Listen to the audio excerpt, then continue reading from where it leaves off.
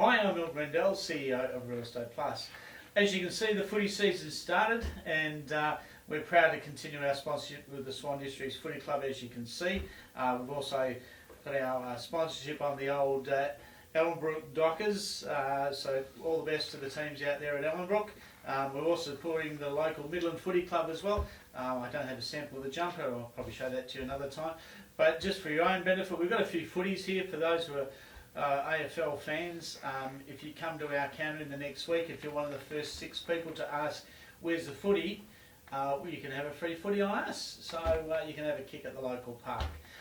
Look, just getting back to the real estate part of the world, this week 788 sales, down about 10%. That's about what we thought would happen, obviously with the 2 weeks of school holidays and Anzac Day thrown in.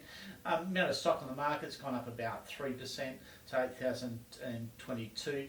That's up about 1% in terms of a week ago, and down still about 8% on a year ago.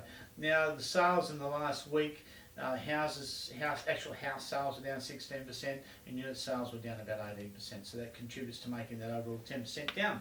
But we will see what unfolds in the coming weeks. I think there's still going to be a few twists and turns, probably between now and the end of May. Main effects will be obviously the election, which we've spoken about previously, and also the talk of interest rates. Our inflation rate was announced this week for Australia, up 5%, which is high to where we've normally been, but you got to remember that's only just over a short period of time.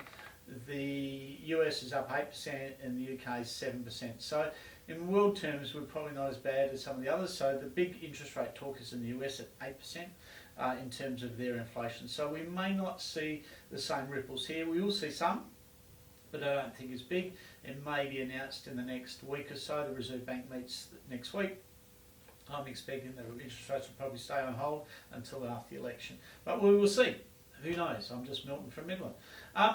The other thing is in terms of rentals, a little bit slower. Amount of rentals available in the market, 2,419, it's up 2%. That's up about 2% on a month ago, but it's still 12% down on a year ago. So our market's sort of maintaining where it's been, and that'll continue to do so. Overall, the inquiry for rentals is still very strong. We're finding here in the Catalyst building in Midland, very, very strong inquiry there continually. For the apartment type style living. We do have more inquiry and investors looking into the area, and that's certainly an improvement. Prices still haven't probably moved as much as we would like to see for some of the sellers, but we are seeing constant improvement throughout the area. We're having a lot of demand for properties in through the hills. I know our Chile office is quite busy. I know, talking to the guys in commercial division, very, very high inquiry into properties in and around Midland and Bellevue and Midvale. So that seems to be continuing. So overall, looking pretty good. Anyway, if you're thinking anything about real estate, give the team at Real Estate Plus a call or check out our website, realestateplus.com.au. All the best.